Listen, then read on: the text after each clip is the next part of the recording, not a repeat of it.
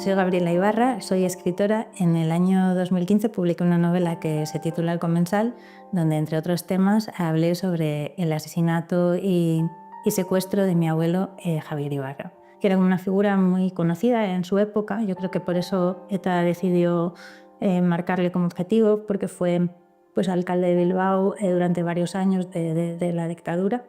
Y también fue empresario, era periodista y luego pertenecía a un entorno social como de la burguesía de Vizcaya, por lo que él, en una única persona, encarnaba muchos símbolos a la vez. Mi abuelo era padre de 11 hijos y su mujer se había muerto pocos años antes de su secuestro. Entonces, cuando lo secuestraron fue muy chocante para la época, porque dejaba como 11 hijos huérfanos, ¿no? Que tenían, algunos estaban casados, los mayores, pero los pequeños no. Y el chofer que le llevaba a su trabajo y a todos los lugares le estaba esperando, y justo en ese momento rutinario, ¿no?, de prepararse, de arreglarse por la mañana, pues entraron los terroristas en la casa, que estaba justo mi padre y algunos de sus hermanos ahí, y se lo llevaron.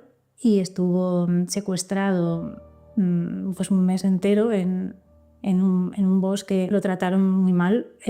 Apareció pues casi como que había comido hierba, en una situación terrible. La familia pues estaba desesperada, intentando ver cómo podían sacarlo de allí, pero pues tampoco obtuvieron mucho apoyo, y luego pues finalmente lo asesinaron un mes después de tenerlo ahí cautivo en el monte.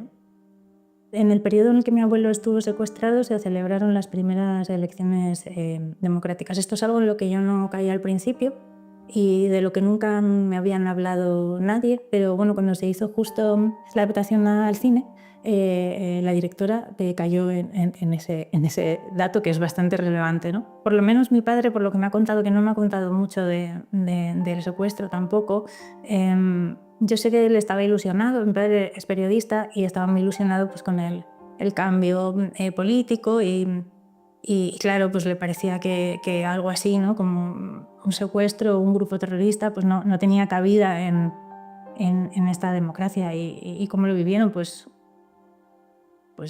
mal. Es que o sea, nunca me han contado los detalles de cómo lo vivieron, pero lo que yo he podido percibir, más bien, o sea, más que cómo lo vivieron ellos, que no te lo puedo contar. Lo que sí te puedo contar es lo que yo he percibido. Pues yo creo que lo vivieron muy hacia adentro, sin contárselo, sin compartir mucho sus sentimientos con nadie, y sin tener tampoco un espacio donde poder expresarse, ¿no? Porque en aquel momento era todavía la época del algo habrá hecho, ¿no? Y yo, cuando me fui a acercar a la figura de mi abuelo, yo como no lo conocía, ni sé que mi padre le tenía mucho cariño, en casa había muchísimas fotos suyas, estaba muy presente, aunque no me contaron hasta más mayor lo que sucedió, y fue a raíz de que una vecina pues se fuera, se le escapara, ¿no? Se le escapara que dijera cuando mataron a tu abuelo, así en una frase como de pasada, y yo me quedé con ello y volví a casa y pedí que por favor una explicación, y yo iba a tener unos 8 años o así, y entonces mi padre me la dio. Fue una explicación muy corta, pero bueno, sí me dijo que no me habían contado cómo había muerto mi abuelo, porque nunca lo había preguntado, pero sí que estaba presente, ¿no?, a través de fotografías, historias. Mi padre me hablaba pues del tiempo que compartían juntos en el campo, en Álava, que iban mucho cerca, en una zona que se llama Menagaray. Sabe que te estaba todo este tema de que mi abuelo había sido asesinado, pero el caso es que mi padre estaba amenazado. Entonces, mi padre era periodista. Entonces, creo que a mí me llegó antes el tema de cómo protegernos, y cómo, a través de mi padre, el ser consciente de que había una amenaza. Y es algo que tengo conciencia, creo que crecí con ello. O sea, ya nací sabiendo que vivíamos en un entorno amenazante, amenazador. Eso sí que lo integré. Lo que no sabía es de dónde venía, ¿no? O sea, yo pensaba, era algo que lo daba por hecho. pues que siempre había estado ahí, pues que cuando llegaba el verano pues no había que contar dónde se veraneaban y había que dar la dirección de nuestra casa y que no me dejaban invitar a amigos del colegio a jugar, o sea, solo podían venir a casa personas que mis padres estuvieran perfectamente ubicados y entonces es en ese contexto donde yo descubro que a mi abuelo lo habían asesinado. Y es como que se añadió una capa más sobre algo que ya existía, pero todo el tema de... O sea, ETA estaba muy presente en mi vida desde que nací. O sea, nací con ello. Y también por eso quizás nunca lo he vivido como una tragedia. Hasta quizás ya ha pasado un tiempo, cuando ya me he hecho mayor y he entendido con perspectiva pues el daño que ha causado. Pero mi infancia fue totalmente feliz. O sea, no tuve ningún problema. O sea, estaba totalmente habituada a esa situación anómala. Cuando para mí fue más chocante todo fue al mudarnos a Madrid, porque claro, en Madrid había como una mayor disonancia, porque en el País Vasco, cuando era pequeña, pues salías a la calle y veías esos carteles, ¿no?, que había tan amenazadores, o de repente veías a gente. Yo me acuerdo que me llamaba mucho la atención, a la salida de mi colegio había un muro donde solían poner propaganda, ¿no?, electoral. Y me acuerdo que un día vi a los que pegaban los carteles. Bueno, es que les estuve siguiendo como 2 manzanas por la calle porque yo decía, madre, son ellos, ¿no? Son los malos. Era un poco lo que pensaba, porque claro, estaba ahí como esa cosa amenazadora, aunque también era invisible, porque yo más allá de esos carteles o de pintadas, nunca, también quizá por el barrio donde crecí, nunca tuve como un enfrentamiento o sea, alguna vez que salías pues, a algún de bares y de repente lanzaban pelotas de goma, pero estabas como con todos los demás, ¿no? Nunca sentí una amenaza que fuera dirigida exclusivamente a mí, pero estaba ese ambiente amenazador. Pero cuando llegué a Madrid, no estaba. Era como que en mi casa pasaba una cosa y en el resto del mundo otra, ¿no? O sea, además en Madrid al poco tiempo mi padre tuvo que empezar a llevar escolta. Entonces había esa sensación extraña de nosotros llevamos escolta, pero nadie más lo lleva. Era como vivir en otro... O sea, es como llevar como una especie de vida oculta dentro de la vida normal. No sé si sé explicarlo muy bien, pero sí, era extraño. Era como una especie de existencia así pseudo-espectral, o sea, como pseudo-fantasmagórica. Desde pequeña siempre me interesaba mucho cuando había elecciones, me interesaba saber quién ganaba. Recuerdo de muy pequeña saberme todas las canciones de los partidos políticos. Me llamaba muchísimo la atención la propaganda electoral, me quedaba ahí viéndola en la televisión y sobre todo me llamaba mucho la atención todo lo que tenía que ver pues, con R. Batasuna, ¿no? Porque para mí era como ese entorno tenebroso en lo desconocido, ¿no? Como que convivían con nosotros, pero como que eran el otro, que no los veías, ¿no? Como si fuera, no sé, es que para mí en mi cabeza les meto en el mismo cajón que como a seres como El hombre del saco, o una cosa así, ¿no? Como que estaban ahí. Entonces de repente pues aparecían ahí en la tele, ¿no? Esos terrores, esos miedos que sentimos en casa, ahí aparecían en la televisión. Pero luego ya cuando fui creciendo, eso me dejó de interesar. Cuando había un asesinato y había concentraciones en Madrid, pues sí solía ir, pero en el día a día no prestaba tanto atención al terrorismo.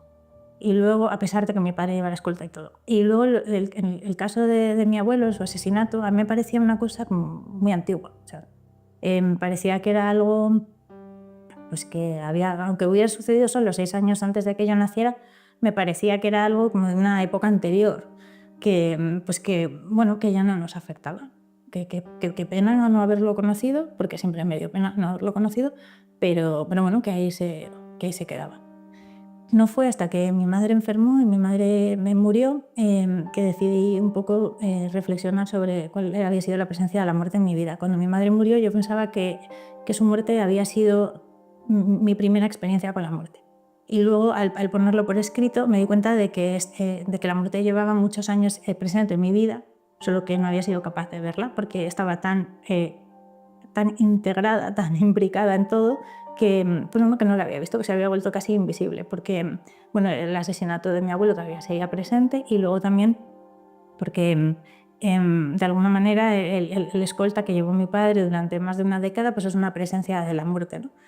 Y entonces ahí fue cuando por primera vez tuve la necesidad de investigar qué había pasado con mi abuelo y cómo había sido todo. Y para mí fue muy chocante porque en el momento en el que mi padre se quedó huérfano, pues tenía más o menos la misma edad que yo. Me sentí de repente muy cercana a él. Y también casualidad, aunque eran 11 hermanos, mi padre, pues él estaba en casa y además en ese momento él era periodista, entonces hay muchos testimonios suyos en primera persona en la prensa. Entonces me impresionó mucho pues leer todo aquello y ver por lo que había pasado, ¿no? Y de repente sentí como mucha mayor empatía por él y como que lo comprendí mejor, ¿no? Porque una de las cosas terribles que tienen o que ha tenido el terrorismo es cómo se aísla la persona amenazada. Porque aunque el escolta comparta vida con la familia, porque acaba siendo uno más, el único amenazado es una persona. En este caso, el único amenazado era mi padre. Entonces se generan unas dinámicas un poco complicadas porque esa persona amenazada normalmente no quiere afectar al resto. Entonces, nosotros, mi madre, mis hermanas y yo, pues podíamos llevar una vida relativamente normal, entrando y saliendo, pero él no. Y entonces él pues no se quejaba. Entonces se genera, o por lo menos se generó en mi casa, cierta dinámica de callarnos las cosas.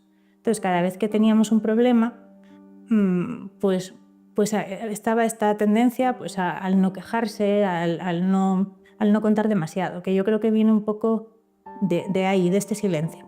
Que por una parte es un silencio social, porque en la propia sociedad no hay espacio para compartirlo, y también es un silencio autoimpuesto, porque es el silencio de proteger a los tuyos. O sea, te callas tus problemas para proteger a los tuyos. Entonces es como un silencio que se suma a otros silencios. Y eso creo que ha configurado mucho la persona que soy a día de hoy. Por ejemplo, yo tengo una enorme capacidad de pasar desapercibida. O sea, yo sí voy a los sitios y es como que puedo como inmiscuirme, quedarme en una esquina. O sea, yo pasar desapercibida se me da muy bien.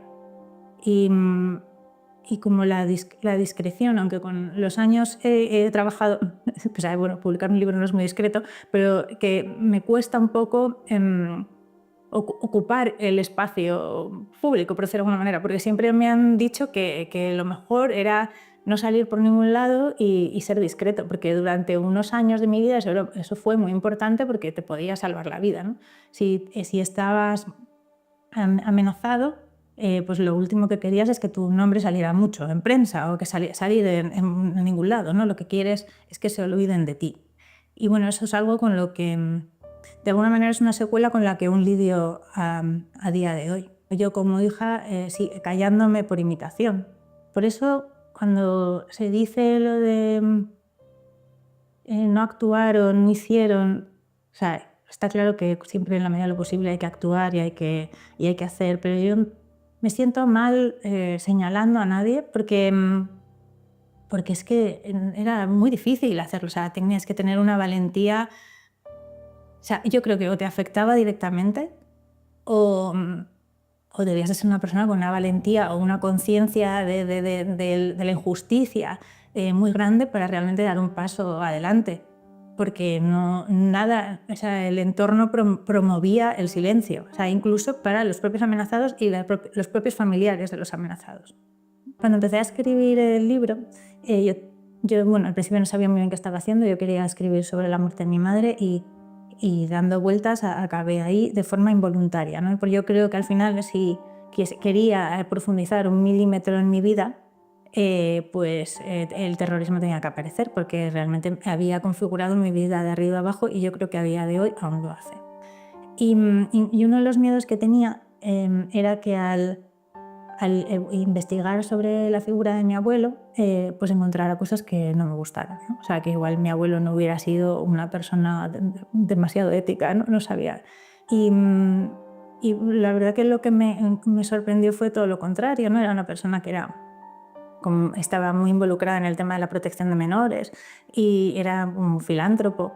Y Y eso me produjo muchos problemas a la hora de escribir el libro porque yo no quería hacer de mi abuelo un mártir, ¿no? Yo creo que muchas veces un error en el que se cae habitualmente es que se intenta ensalzar a la víctima, hacerla como una persona moralmente superior, y yo creo que no hace falta ser mejor que nadie para que no te maten, ¿no?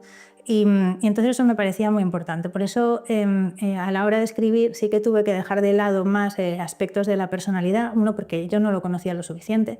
Dos, porque la información que encontraba me parecía toda como muy positiva y que fantástico, me ha encantado saber todo eso, pero me daba miedo, o sea, no quería convertirlo en un mártir, ¿no? Me sentía mal también por saber si yo estaba legitimada o no para escribir esta historia, porque al final yo no había conocido a mi abuelo, a mi alrededor había muchísimas personas que sí lo habían conocido, y a que vengo yo ahora a destapar esta historia, que en mi familia siempre ha sido un tema relativamente tabú, del que no gusta ni hablar ni que se hable, y venir yo aquí como a molestar.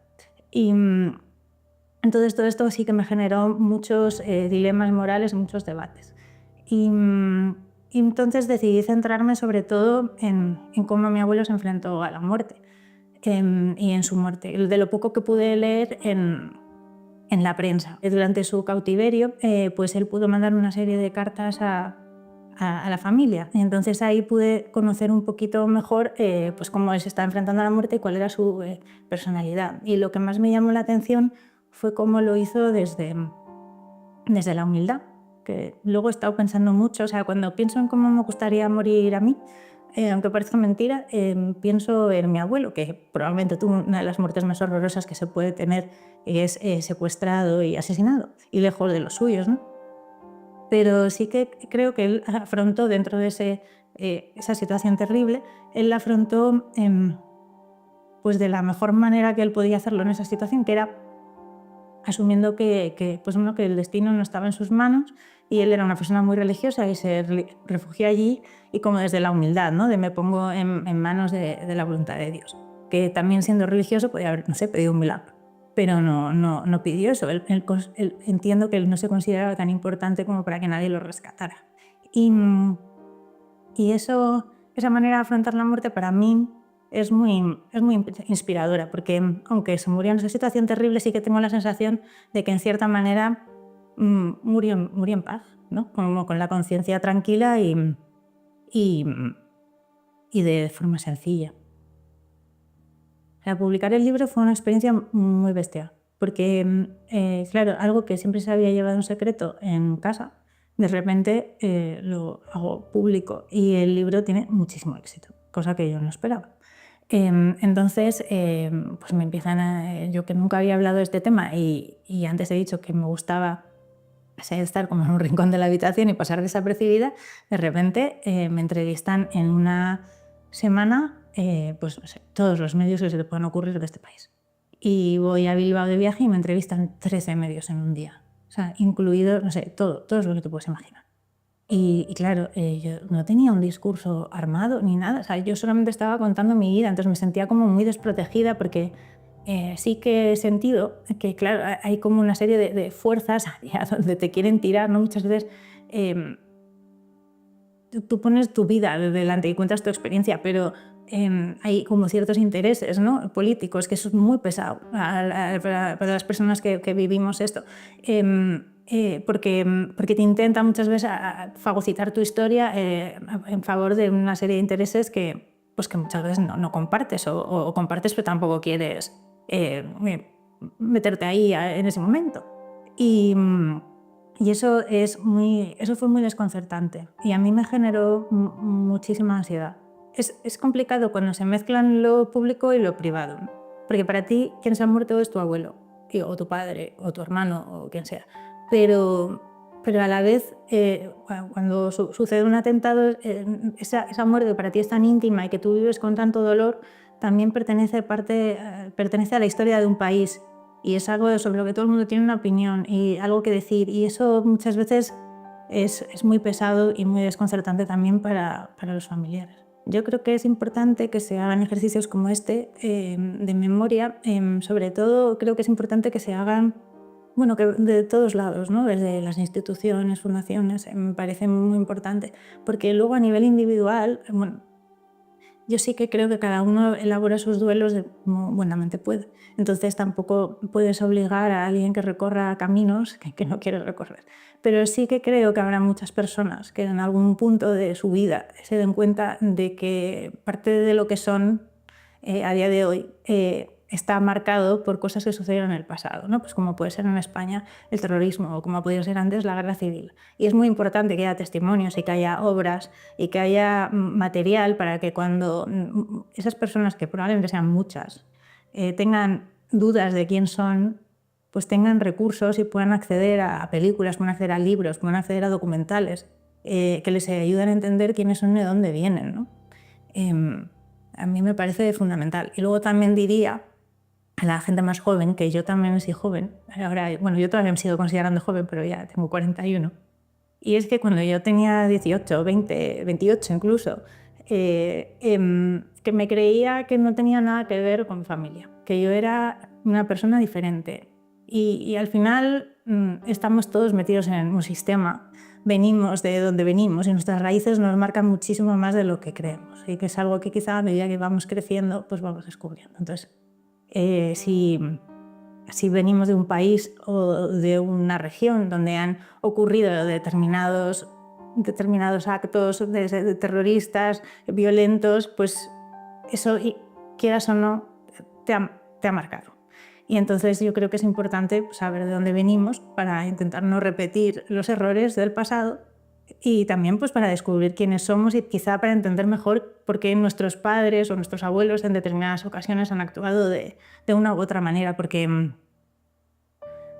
al final yo creo que mi carácter, el de mi padre, el de mis hermanas, el de mi madre, pues han estado tremendamente marcados por estas historias. Y aunque quizá no se hayan vivido en primera persona, no haya habido un atentado en la familia, esa violencia estaba ahí. Y yo creo que nos ha configurado a todos.